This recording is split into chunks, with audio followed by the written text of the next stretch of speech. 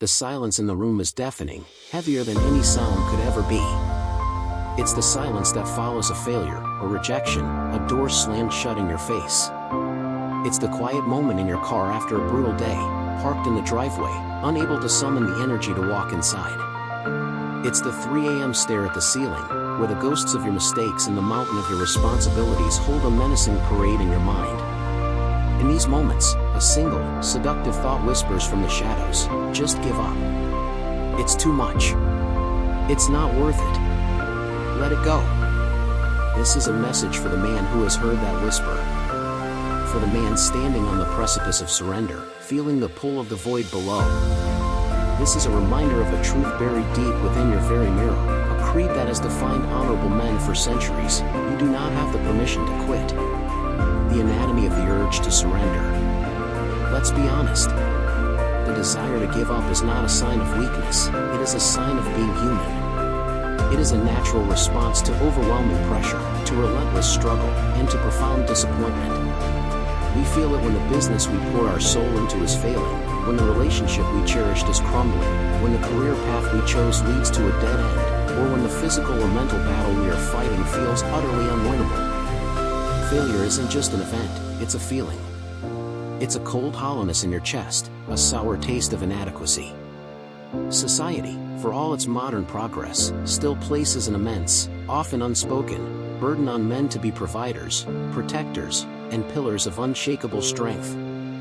We are expected to absorb the blows, to hide the pain, and to have the answers, even when we are lost ourselves. When we fall short of this impossible ideal, the shame can be crushing. It's this shame, this feeling of having let everyone down, including ourselves, that fuels the engine of surrender. The world today amplifies this. We are bombarded with curated images of effortless success. Social media feeds our highlight reels of other men's victories, the promotions, the perfect families, the triumphant finishes. It creates a distorted reality where it seems everyone else has it figured out, making our own private struggles feel like a unique and personal failing. The quiet, grueling, thankless work, the grind, is invisible. And so, when we are deep in that grind, it's easy to believe we are the only ones struggling, the only ones on the verge of breaking. But that is a lie. The struggle is universal. The grind is where character is born. The forge of character, redefining strength. We have been sold a false definition of strength. We've been taught that strength is the absence of weakness, the absence of fear, the absence of doubt.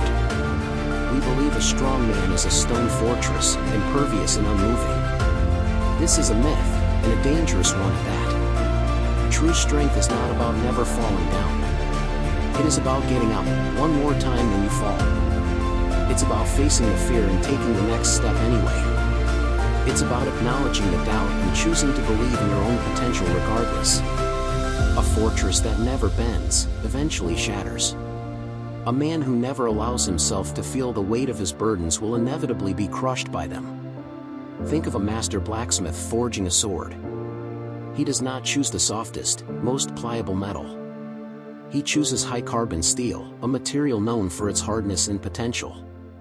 Then, he subjects it to the most extreme conditions imaginable. He heats it in a blazing fire until it glows white-hot, losing its shape. He then pulls it out and hammers it, beating it into submission, shaping it with violent, concussive force.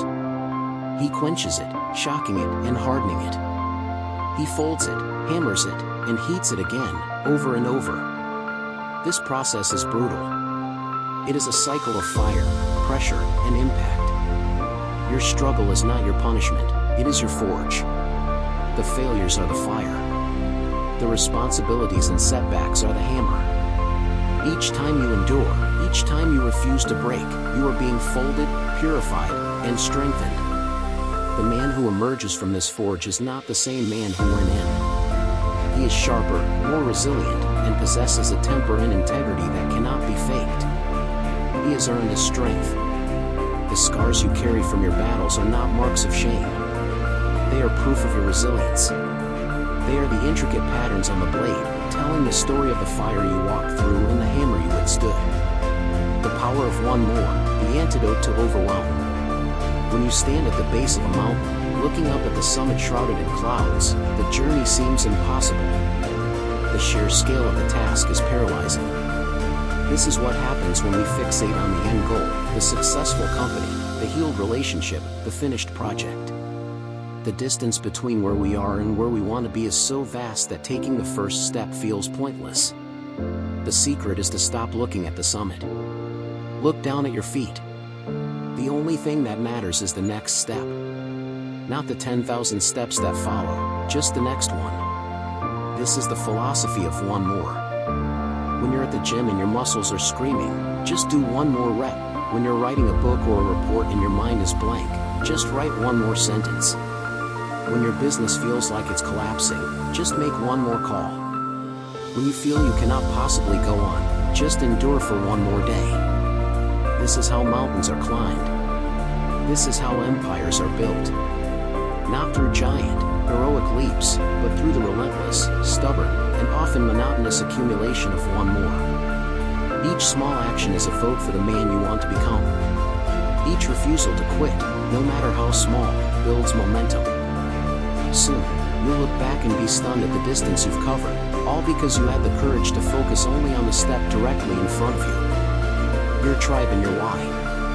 No man is an island, yet when we struggle, our first instinct is to isolate. We retreat into our cave, believing we must solve the problem alone. This is our pride, our ego, talking. And it is the fastest path to defeat. Your strength is magnified by your brotherhood. Find your tribe. This isn't about having a large group of friends, it's about having a small circle of men you can be brutally honest with. Men who won't just offer you empty platitudes, but who will look you in the eye and say, I see you're struggling. How can I help? Don't you dare quit. These are the men who will share the weight, lend you their perspective, and hold you accountable to the man you claim you want to be. Vulnerability in the presence of trusted men is not weakness, it is a strategic act of strength. And when your own strength fails, you must borrow from your why.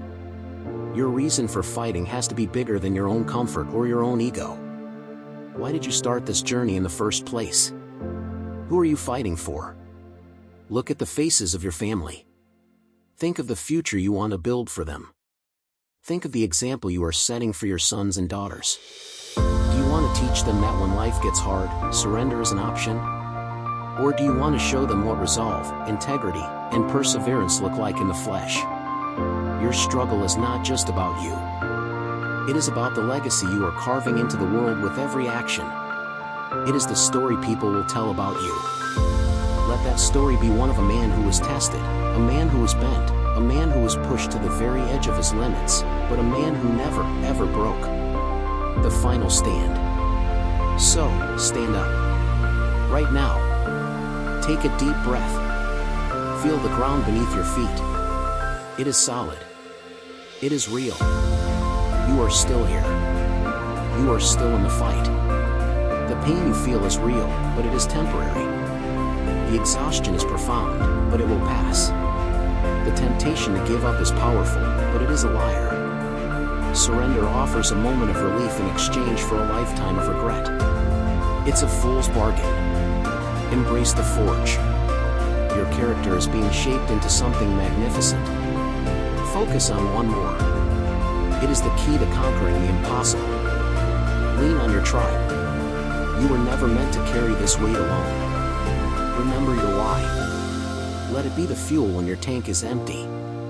The world does not need another man who gave up when things got hard. It does not need another cautionary tale. It needs you. It needs your strength, your resilience, your fight. It needs the man you are becoming through this very struggle. The whisper will come again. It always does. But now, you will have an answer. You will look into the abyss, and with the quiet, unshakable resolve of a man who has been through the fire, you will say, not today. Don't you dare surrender. Your greatest chapter is yet to be written. Now, go and write it.